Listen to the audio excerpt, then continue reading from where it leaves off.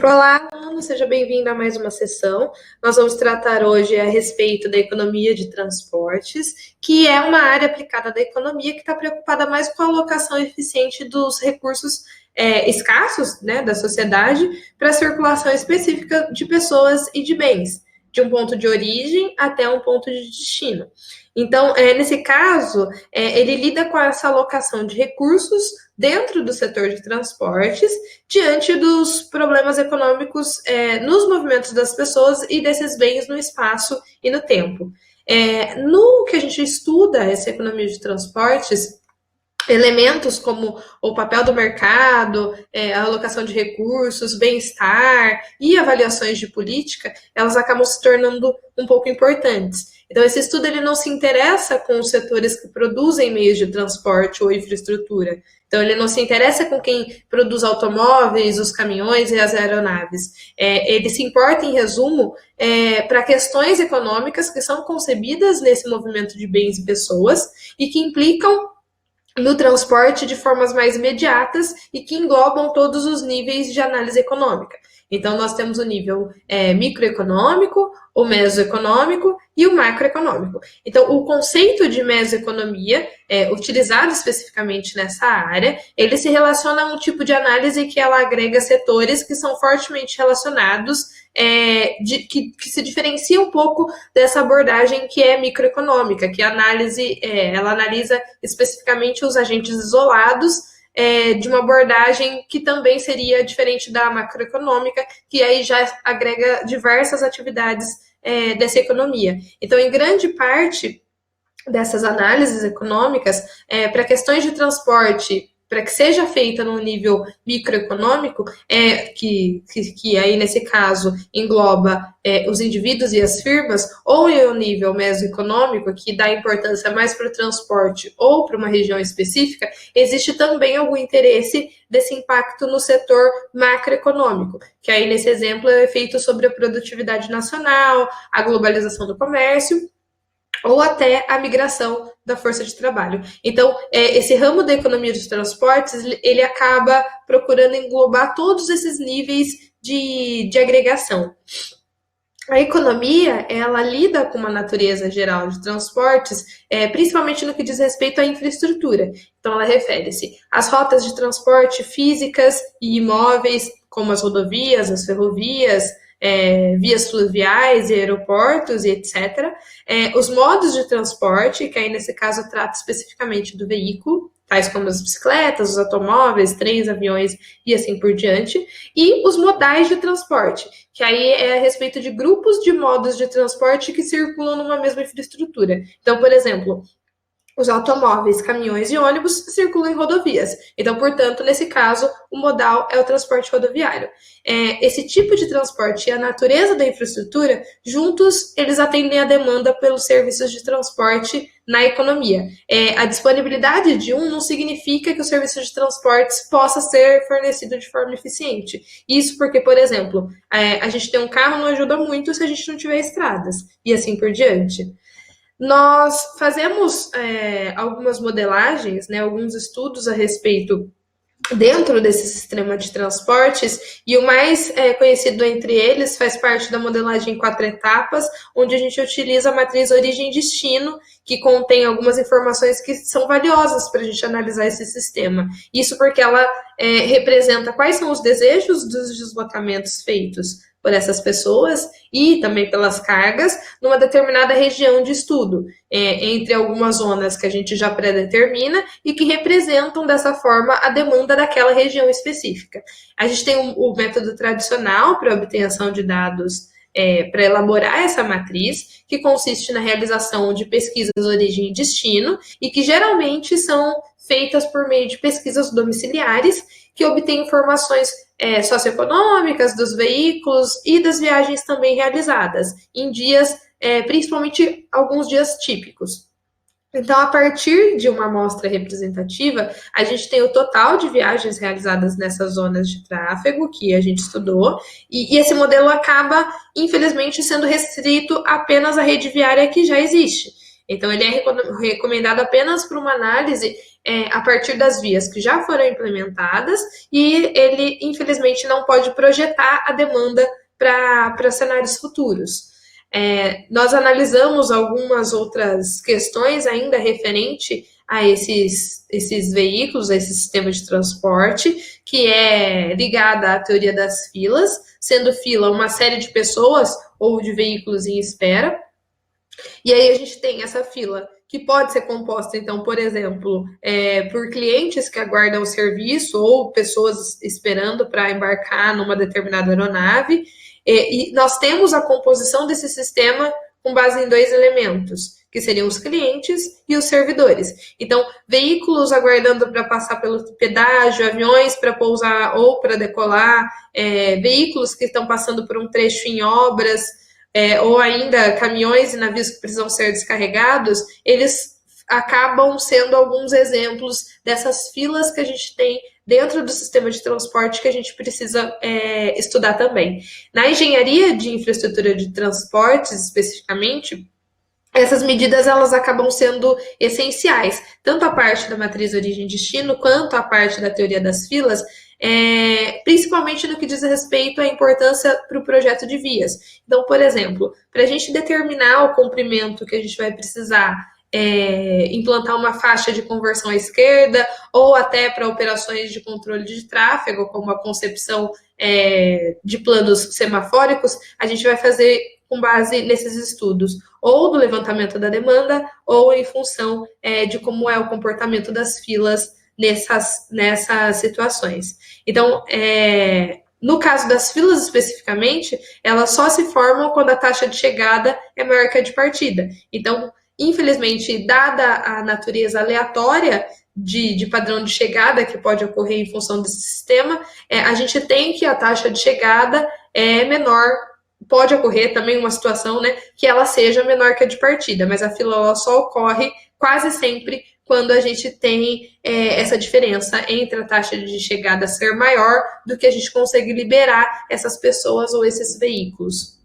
Esse sistema de filas, ele pode ser classificado com base em algumas condições, e aí essas condições referem-se aos padrões de chegada dos clientes, ou padrões de partidas desse serviço e a disciplina de como acontece essa fila.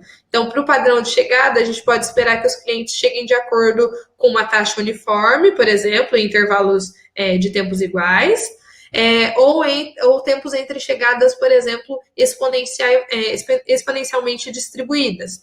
E a gente tem ainda uma situação que essas filas elas são classificadas justamente com essa disciplina.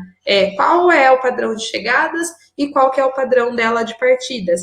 Então, nós temos as filas mais comuns dentro do sistema de transportes, sendo do tipo FIFO ou PEPs, que aí, nesse caso, significa first in, first out, ou primeiro a entrar e primeiro a sair. Nesse caso, os usuários eles são atendidos de acordo com a ordem de chegada. Nós temos o sistema LIFO, ou EPS, que é o last in, first out, ou último a entrar e primeiro a sair. Então, nesse caso, quem chega por último é o primeiro a ser atendido. É raramente encontrado, geralmente é uma situação, por exemplo, se a gente tem uma garagem com apenas um portão de saída, no estacionamento, por exemplo, de ônibus. Então, nesse caso, a gente teria uma situação dessa de fila, mas ele é muito mais raro de ser encontrado. A gente tem o caso do Priority Service, então, nesse caso, tem uma prioridade estabelecida nesse atendimento, e aí pode ser entrada de mulheres grávidas no ônibus, trânsito para cargas de navios que tenham o vencimento do tempo para recebimento dessas cargas, e a gente tem o Service in Random Order, que é um caso de atendimentos que ocorrem de uma forma aleatória. Os mais comuns são o FIFO e o LIFO, mas para aplicações gerais, então, por exemplo, o serviço em ordem aleatória, ele pode aparecer, por exemplo, para explicar como que é o funcionamento das filas em transporte público, onde não necessariamente o primeiro a entrar é o último a sair. A gente não segue uma ordem, nesse caso, lógica, mas sim aleatória. Mas ainda assim, a FIFO e a LIFO, elas são as mais comuns, sendo a FIFO ainda a mais predominante nesse caso. A gente tem, dentre desses estudos que são feitos com base nesse tráfego, as técnicas de otimização e de tomada de decisão. Então, otimização, a gente busca determinar qual que é a melhor solução para um determinado problema. Então, esse processo ele fornece uma forma de análise mesmo objetiva e mais sistemática para a gente tomar diferentes decisões a respeito de um problema complexo que a gente esteja analisando. Esses problemas, eles acontecem bastante na engenharia de infraestrutura de transportes e são encontrados principalmente, e aí são em todas as fases mesmo, na fase de planejamento, de projeto, construção, gestão ou mesmo manutenção e infraestrutura. E aí, às vezes, a gente requer de um modelo matemático para um determinado problema, que ele é resolvido e, por meio dessas técnicas de otimização, a gente consegue produzir uma solução ótima. Então, independente da formulação que a gente utiliza, a gente chega no modelo matemático para analisar esse problema e isso envolve 3 etapas. A gente precisa identificar quais são as nossas variáveis de decisão, a gente precisa formular a nossa função objetivo e formular quais são as restrições desse modelo. Então, o modelo de otimização, ele refere-se como sendo um processo que a gente escolhe as variáveis de decisão, de modo que a gente consiga maximizar ou minimizar a função objetivo, satisfazendo as restrições que são impostas por esse problema. A gente consegue fazer para esse fim o uso da programação linear, que aí a gente consegue todas as equações e restrições dessa função objetivo formar equações lineares para as nossas variáveis de decisão, e a gente consegue resolver esses tipos de problema com ferramentas simples. Então, por exemplo, a gente consegue utilizar a ferramenta Solver, que é um suplemento do Excel, que acaba utilizando um algoritmo de solução que a gente chama de simplex e que consegue auxiliar a gente a modelar esse tipo de problema. Então, desde que bem definidas essas variáveis de decisão, função de objetivo e restrições, a gente consegue chegar nos dados da formulação desse problema e obter a nossa solução ótima. Então, eu tenho um exemplo, por exemplo, aqui na minha tela, que é a interface desse sistema, onde na tela principal a gente consegue selecionar todos esses dados de variáveis de decisão, restrição e função objetivo, e desde que isso bem organizado, ele chega para a gente muito rapidamente na nossa solução ótima, tá? Nessa sessão, a gente vê até essa parte das técnicas de otimização. Nos vemos na próxima sessão e bons estudos!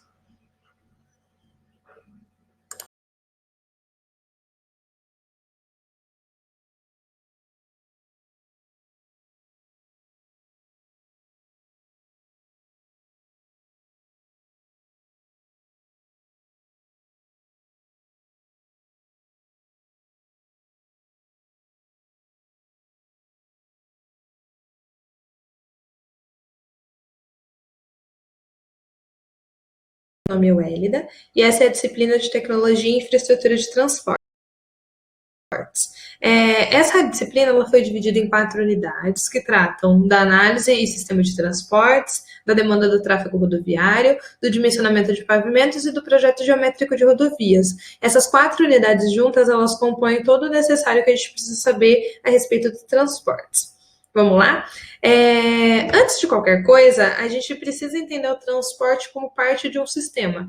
E aí um sistema, não somente do ponto de vista técnico, mas também do ponto de vista social e político. Faz parte dessa área o movimento tanto de pessoas quanto de veículos, propriamente ditos, no espaço urbano e rural, nas quais estão inseridas diversas problemáticas que tornam a sociedade extremamente complexa.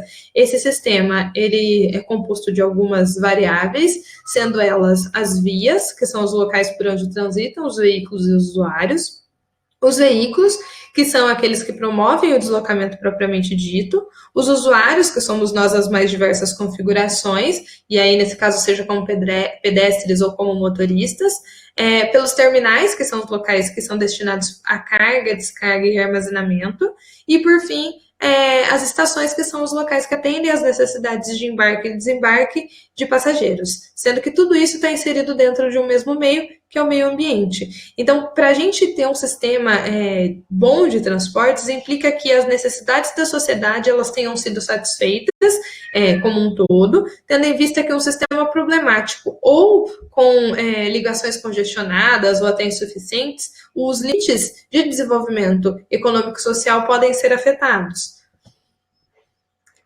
A gente tem, para ter um sistema eficiente, implica ainda que a gente tenha promovido a chamada mobilidade urbana e, se possível, sustentável. Então, mobilidade urbana ela é definida como uma condição que ela vai permitir esse deslocamento das pessoas dentro da cidade, independente de quais sejam os objetivos dela, seja para relações sociais ou para relações econômicas. E, então, nós temos como exemplos disso os ônibus, os metrôs, outros transportes coletivos, os carros e até os transportes não motorizados. Então, se a gente for analisar no dicionário, a mobilidade urbana ela significa a facilidade de se mover. Então, a ideia é que a gente consiga tornar esse movimento fluido e prático e sempre que possível de forma sustentável.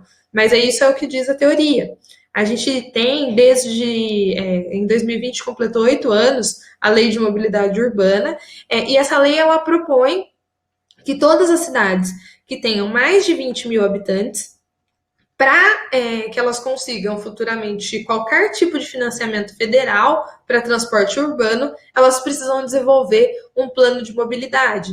Infelizmente, essa legislação ela ainda não foi muito bem compreendida pela maior parte dos gestores públicos, isso porque houve-se uma inversão dentro da pirâmide dos transportes. Então, atualmente, os pedestres é quem vem em primeiro lugar, seguido pelos ciclistas, pelo transporte coletivo, transporte de carga e, por último, os carros e motos. Antigamente, as soluções elas eram pensadas apenas para esse último grupo dos carros e das motos, sendo a infraestrutura desenvolvida somente em função desse tipo de transporte, coisa que já não é mais bem vista e nem é mais aceitável nos dias de hoje. Essas propostas elas têm por objetivo garantir a acessibilidade e segurança do uso desse meio, além de eficiência, qualidade de vida, promover o desenvolvimento econômico, também a inclusão social e o principal, que aí vem o termo sustentabilidade, que é a preservação do meio ambiente.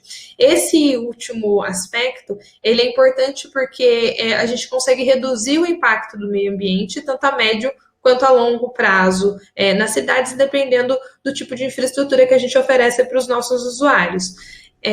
Nós temos ainda que analisar que a maioria dos problemas que são ligados à mobilidade urbana, elas impactam a sociedade como um todo, mas ela tem impactos negativos maiores para grupos sociais específicos.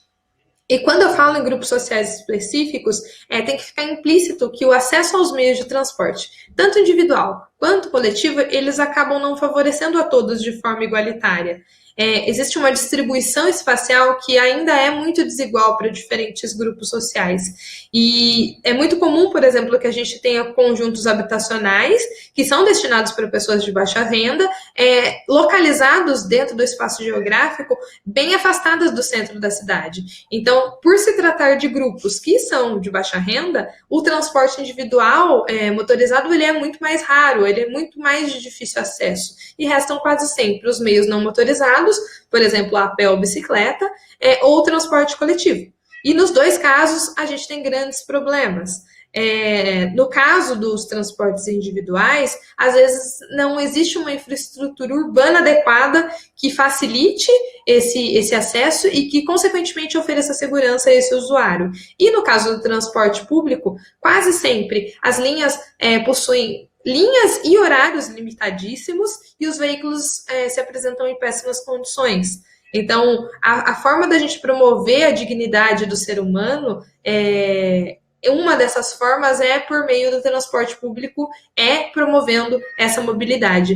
Infelizmente, os que mais pagam para se locomover são os mais nobres, são os mais pobres, e são os que mais gastam, consequentemente, tempo dentro desse deslocamento diário. E essa desigualdade nessa distribuição, ela apresenta ela ocorre e acho que é refletida muito pela péssima condição dos transportes públicos e fez devido a essa péssima condição, fez com que houvesse um aumento muito grande nos últimos anos de veículos que afetam significativamente essas cidades. Então, aqueles que possuem a mínima condição, eles preferem adquirir um veículo individual do que utilizar o transporte público coletivo. E aí isso pode ser tanto pelas condições da infraestrutura, quanto pelo tempo que eles perdem, o tempo que é acrescido na rotina deles pelo uso desse modo de transporte. Então, essa escolha ela afeta diretamente o meio ambiente e, consequentemente, a saúde desses usuários. E a gente tem um problema porque a capacidade de consumir espaço ela é altamente desbalanceada em favor daqueles que têm o transporte particular, seja o carro ou o táxi. E por serem em maior quantidade, esses carros acabam se apropriando tanto de mais espaço nas vias quanto de mais espaço de estacionamento. Então, essa escolha por qual tipo de transporte a gente vai utilizar, ela afeta o meio ambiente, mas ela também afeta a saúde. E isso devido ao aumento dos índices de poluição, e inclusive além do estresse que é causado em função desse tempo que a gente perde nos congestionamentos, e também um fato que é importante ressaltar, que é o aumento do número de mortes no trânsito. Então, a ausência de políticas específicas para aumentar a oferta desses meios de transporte que sejam viáveis e eficientes, ela resulta diretamente nessa busca pelo transporte individual, assim que a gente tenha a mínima condição de adquirir isso. E essa situação ela é impulsionada pela pressão automobilística, que acaba gerando bastante emprego no país, quanto mais veículos são produzidos, mais automóveis nas ruas elevam então a quantidade de trânsito, e aí a gente tem essas vítimas, a maioria em plena capacidade produtiva, o que acaba ocasionando também uma pressão sobre a previdência em caso de morte ou de invalidez permanente. E a gente tem uma pesquisa, né, segundo as pesquisas que foram realizadas sobre a parte da mobilidade urbana sustentável, analisando as cidades aqui brasileiras, a pior posição, a cidade que ficou com a pior posição é São Paulo. A nota que eles tiveram foi a nota 2, que é baixíssima, e ela se explica pela essa forte presença do automóvel no transporte cotidiano. Cerca de 30% das viagens são feitas por automóveis. E aí, pelo esse valor também muito desproporcionalmente alto da tarifa de ônibus na cidade, acaba impactando muito esse sistema de mobilidade dessas pessoas, principalmente no que diz respeito a São Paulo. Então, essa é a maior cidade que a gente tem do país, ela tem a menor extensão de vias adequadas para trânsito e para trânsito, no caso de bicicletas, e a gente tem, consequentemente, muitos acidentes de trânsito ficando atrás apenas em relação a Brasília. Então, embora a gente tenha infraestrutura de transportes coletivos, no caso do sistema metroferroviário, muito extenso no Brasil, em São Paulo, no caso, essa cidade ela ainda apresenta um fraco desempenho nos outros indicadores, que são relativos a essa mobilidade sustentável, que se a gente comparar com outras cidades, a gente está bem abaixo. Então, em suma, o principal que a gente tem que observar é que, num primeiro momento, o privilégio é dado aos transportes individuais e, então, dessa forma, a mobilidade urbana ela acaba tendo essa hierarquia um pouco afetada, priorizando sempre o individual frente ao coletivo. Então, é necessário, o debate ele já foi aumentado aqui no país, mas é necessário que isso seja reforçado e isso porque o problema que as capitais elas têm sofrido com esse número crescente de carros acabou fugindo um pouco do controle. Então, o poder público ele acabou não preparando ruas suficientes para a quantidade de carros que a gente tem por habitante. E, consequentemente, o transporte coletivo, que é o metrô e o ônibus, e os meios sustentáveis de caminhada ou bicicleta, eles acabaram sendo deixados de lado. Então, é necessário que a gente pense ao decorrer da disciplina em medidas que a gente possa realizar para sanar esses problemas. E aí, dentre esses problemas, nós podemos citar melhorias dentro do transporte público mesmo, impostos menores para a compra de carros elétricos, e tudo que a gente consiga para minimizar o impacto desse sistema de transportes e como ele funciona atualmente. Essa sessão ela trata somente até aqui. Nós nos vemos na próxima. Bons estudos!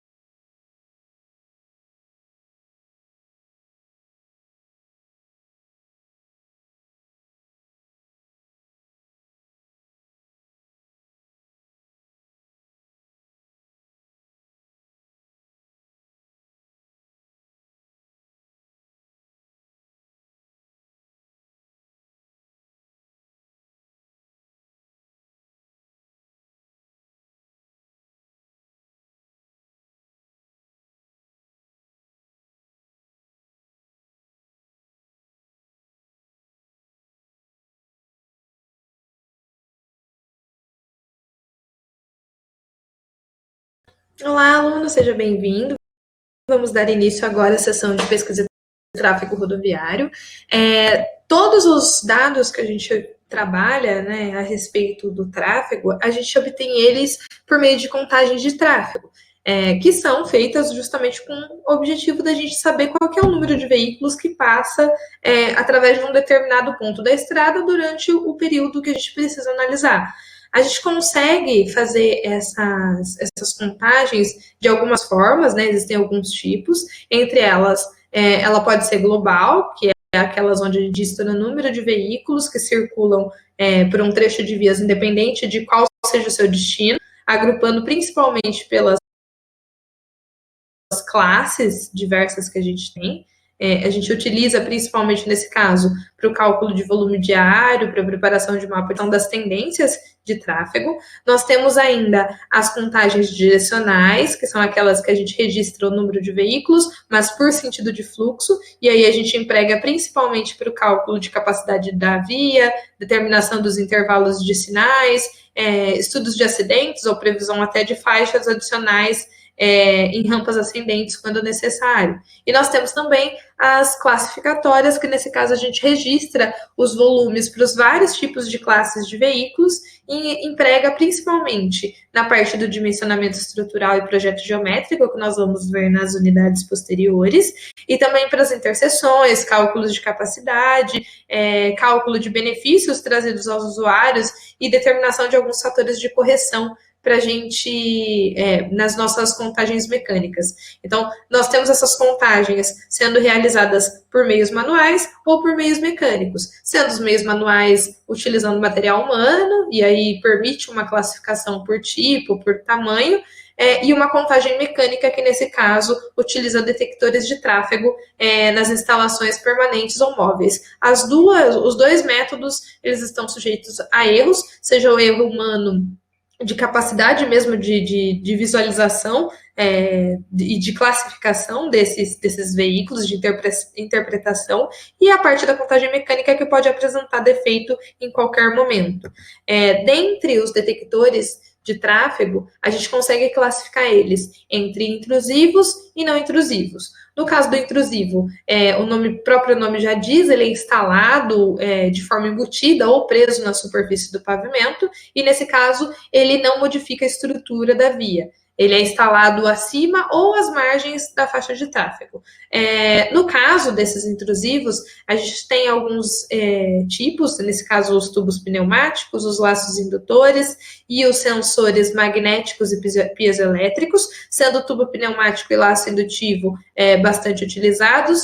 No primeiro caso, acontece o envio de pulsos de pressão de ar por um tubo de borracha, assim que o veículo passa sobre esse tubo, e aí ele produz um sinal elétrico que acaba sendo transmitido para um software de análise ou para um computador. E no caso do laço indutivo, é um detector oscilador que ele serve como uma fonte de energia ligada a um cabo, né, para o controlador, ou ou mais laços de metal que são enrolados entre si, também instalados dentro do pavimento. Os magnéticos, nesse caso, usam as linhas de fluxo magnético terrestre e também são instalados abaixo da superfície do pavimento, e os piezoelétricos é aqueles que convertem energia cinética em energia elétrica quando esse veículo também passa por um detector feito de um material piezoelétrico. A gente tem ainda os não intrusivos, que aí nesse caso estão os sensores infravermelhos, que podem ser passivos, que são aqueles que detectam as mudanças na energia infravermelha que o veículo emite, né, numa área que ele emite ou que ele reflete. E temos os sensores de micro-ondas, que nesse caso englobam os Dopplers e os radares, que acontece uma transmissão, radiação mesmo de micro-ondas de baixa energia numa área do pavimento, que a partir de uma antena analisa o sinal que é refletido para esse detector. Nós temos os que são bastante utilizados agora devido aos desenvolvimentos tecnológicos, que é os detectores por imagem, nesse caso, uma ou mais câmeras juntamente com um computador e um processador de imagens juntamente com o software ainda de interpretação de imagens, eles conseguem converter os dados de imagem em dados de fluxo de tráfego. E temos os ultrassônicos também, que são aqueles que transmitem ondas de energia sonora acima da frequência que a gente tem audível, né, na nossa capacidade humana, e esses sons eles refletem no pavimento ou no veículo, sendo captados por um receptor. Para fins de projeto, a gente é necessário examinar todos os tipos desses veículos de circulação e selecionar eles entre classes que estabeleçam a representatividade em função dos tamanhos desses veículos dentro dessa classe.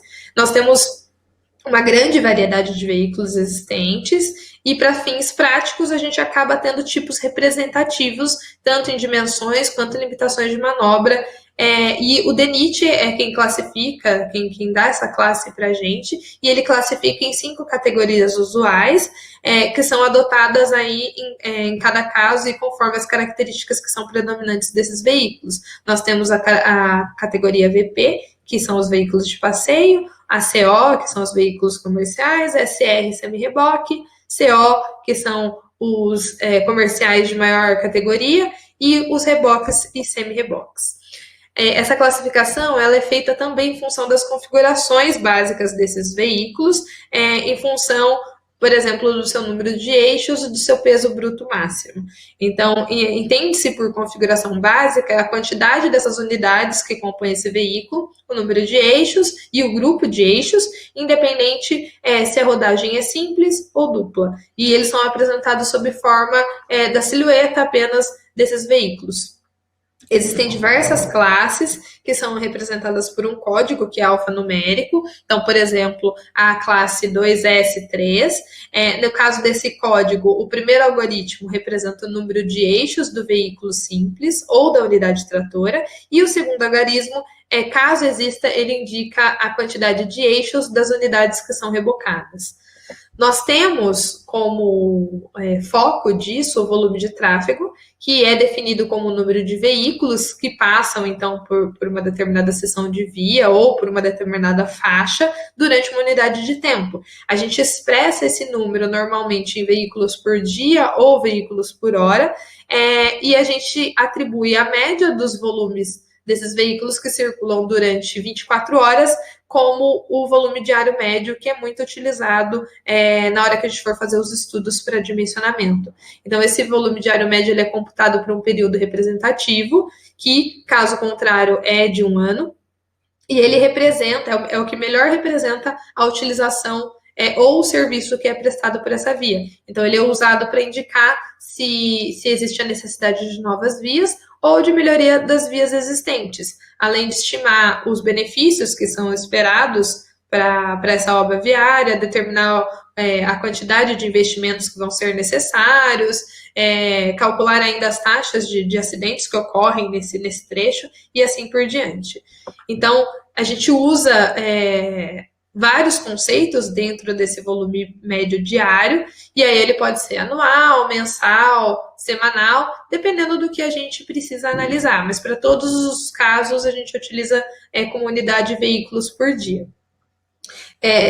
A gente usa principalmente, né, o volume médio diário, e os demais a gente utiliza mais como amostras para serem ajustadas em função desse VMD. Para analisar essas variações de fluxo durante o dia, a gente adota então a unidade de hora como unidade de tempo, e aí a gente chega no conceito de volume horário, que seria o número total de veículos que trafegam nessa determinada hora. Essas variações, então, elas podem ocorrer ao longo do dia, de forma semanal, mensal, dependendo muito da situação. Esses volumes horários, por exemplo, que variam ao longo do dia, eles podem ser apresentados como alguns pontos mais acentuados que a gente designa de picos. Então, para a gente compreender essas variações, a gente precisa entender, por exemplo, que o horário de pico necessariamente vai ocorrer mais eventos que sejam relevantes para os nossos estudos, que são chamadas horas de pico. Elas contêm os maiores volumes de veículos numa hora, num determinado dia, e que variam de local para local, mas elas tendem a se manter estáveis no mesmo local e no mesmo dia da semana. A gente tem também a situação da hora de pico num determinado local que se mantém estável, mas o volume varia durante a semana ou mesmo ao longo do ano. Por exemplo, a gente tem as rodovias rurais, que são mais importantes, elas apresentam uma variação semelhante e menos acentuada.